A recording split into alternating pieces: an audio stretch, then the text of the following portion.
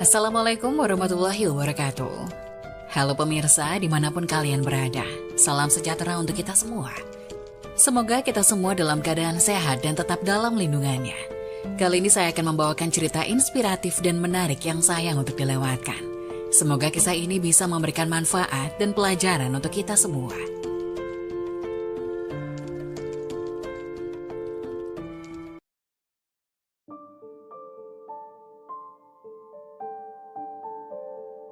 Nauzubillah, berikut ini 5 golongan orang rajin sholat namun jauh dari Allah. Siapa sajakah mereka? Ibadah sholat adalah tiang agama. Bagi mereka yang beriman, sholat adalah hal wajib yang tidak boleh ditinggalkan dalam keadaan sakit sekalipun. Dalam suatu hadis Rasulullah SAW bersabda, sesungguhnya pertama kali yang dihisap, ditanya, diminta pertanggungjawaban dari segenap amalan seorang hamba di hari kiamat kelak merupakan sholatnya. Bila sholatnya baik maka beruntunglah ia, dan bila mana sholatnya rusak sungguh kerugian menimpanya. Hadis riwayat Tirmizi. Untuk itu sangat penting bagi kita untuk rutin mendirikan sholat. Namun untuk mendapatkan ridho dan surganya tidak hanya dengan rajin menjalankan sholat. Hal itu hanya dilakukan dengan penuh kesadaran, tidak sebatas sebagai rutinitas harian, serta tetap dibarengi dengan menjaga akhlak serta hubungan sesama dengan manusia, agar tidak menjauhkan kita dari Allah Subhanahu wa Ta'ala. Rajin menjalankan sholat tentu merupakan hal yang sangat baik dan mulia. Namun hal tersebut tidak lantas menjamin seseorang menjadi hamba yang dekat dengan Allah Subhanahu wa Ta'ala. Lalu siapa sajakah orang yang rajin sholat namun justru jauh dari Allah Subhanahu wa Ta'ala? Dan seperti apa cirinya? Dikutip pendawasanetwork.com dari akun YouTube NS Bor Channel. Berikut ini adalah orang yang rajin sholat namun justru jauh dari Allah. Pertama, orang yang lalai dalam sholat. Pada hari kiamat nanti ada banyak orang yang membawa sholatnya kepada Allah. Kemudian mereka mempersembahkan sholatnya. Lalu sholatnya dilipat-lipat seperti dilipatnya pakaian yang kumal. Kemudian dibandingkan ke wajah mereka.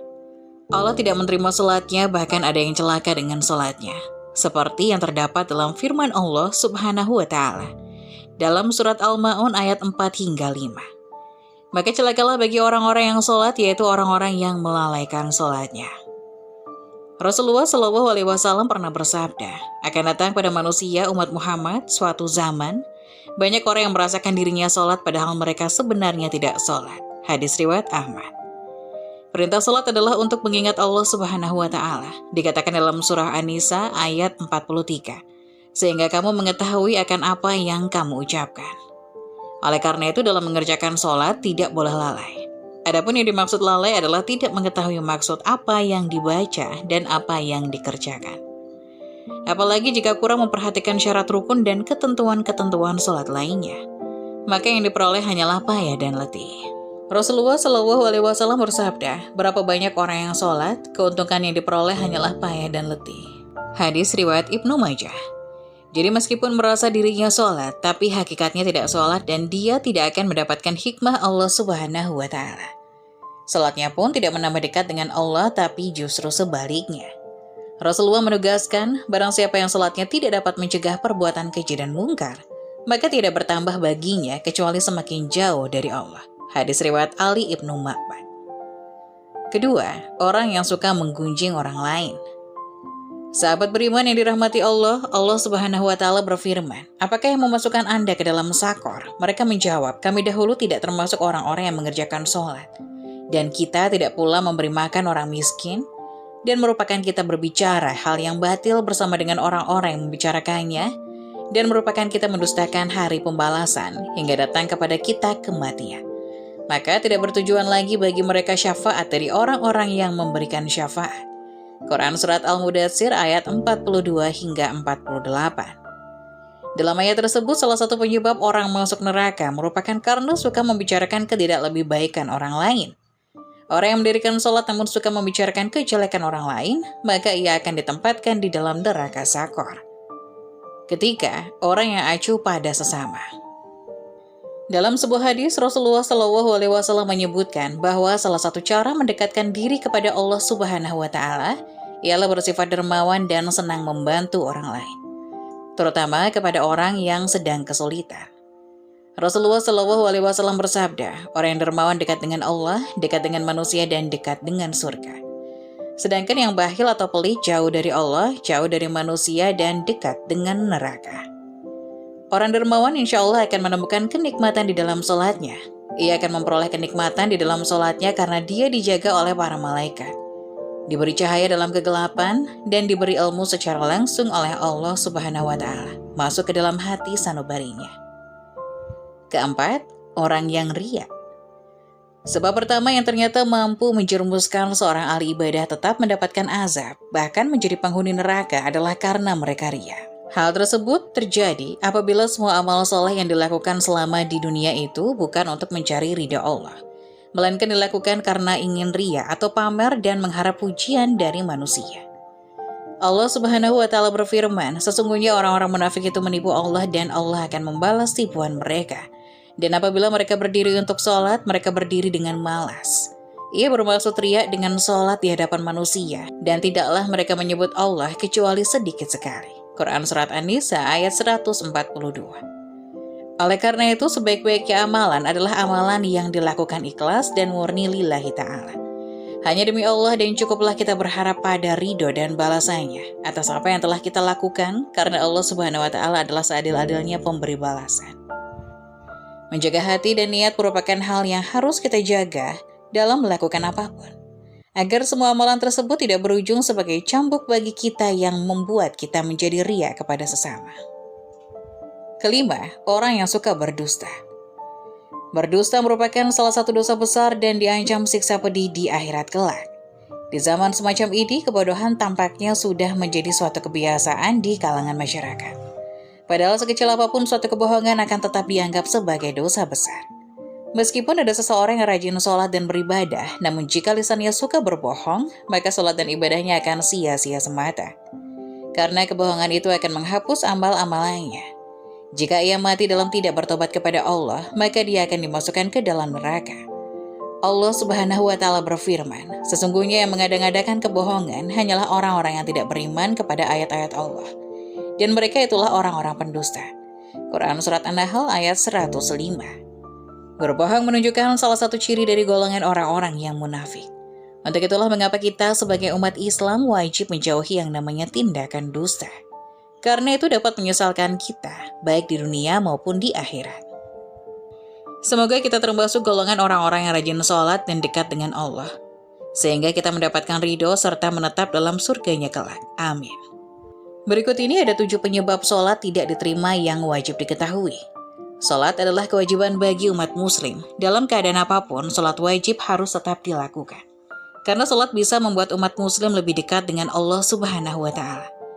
Jika rajin sholat, segala harapan dan kehidupannya akan dilancarkan, mendapatkan ketenangan jiwa dan selalu mendapat perlindungan Allah. Sholat yang tidak diterima Allah akan membuat perasaan menjadi sedih dan hati tidak tenang. Sebenarnya Allah Subhanahu wa Ta'ala akan selalu mengabulkan doa umatnya melalui sholat dan memberikan petunjuk serta kemudahan untuk jawaban doa yang diucapkan dalam sholat.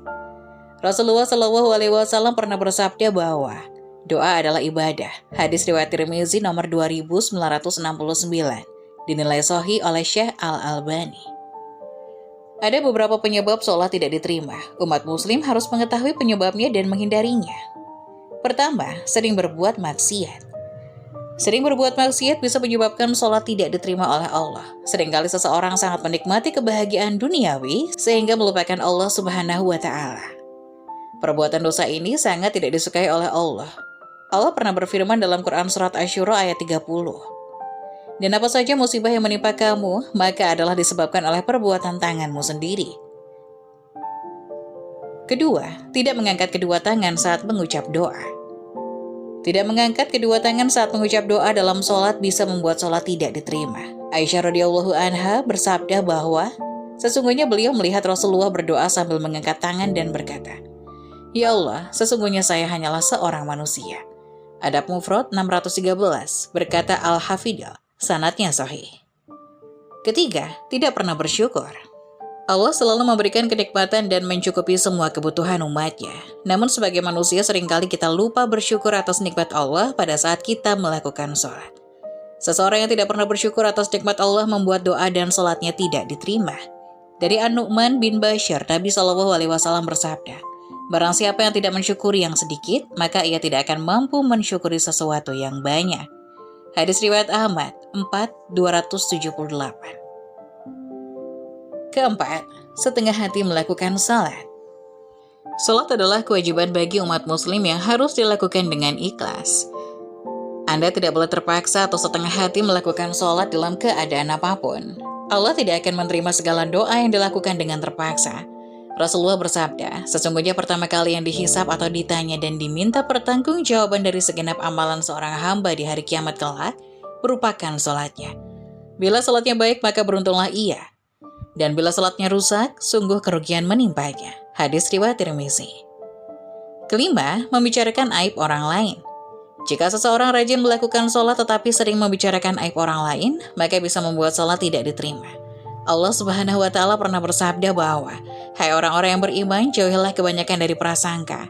Sesungguhnya sebagai prasangka itu adalah dosa, dan janganlah kalian mencari-cari kesalahan orang lain, serta janganlah sebagian dari kalian menggunjing sebagian yang lain. Sukakah salah seorang di antara kalian memakan daging saudaranya yang sudah mati? Tentulah kalian merasa jijik kepadanya. Dan bertakwalah kepada Allah, sesungguhnya Allah Maha Penerima Tobat lagi Maha Penyayang.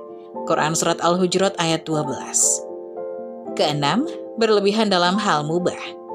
Mubah adalah sesuatu yang diperintahkan, tapi apabila tidak dikerjakan tidak berdosa.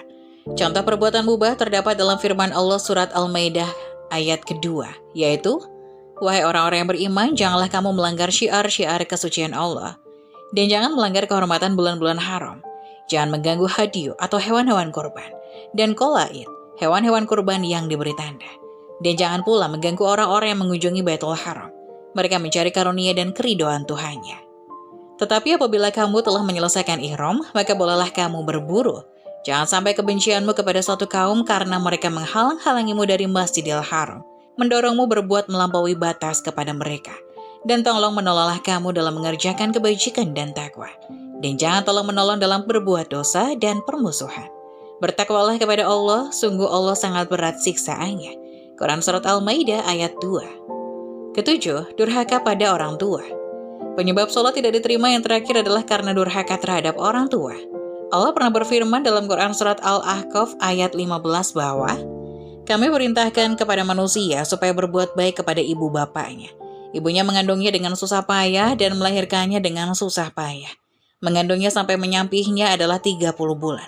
Sehingga apabila dia telah dewasa dan umurnya sampai 40 tahun, ia berdoa, ya Tuhanku, tunjukilah aku untuk mensyukuri nikmat Engkau yang telah Engkau berikan kepada aku dan kepada ibu bapakku, dan supaya aku dapat berbuat amal yang saleh yang Engkau ridhoi. Berilah kebaikan kepadaku dengan memberi kebaikan kepada anak cucuku.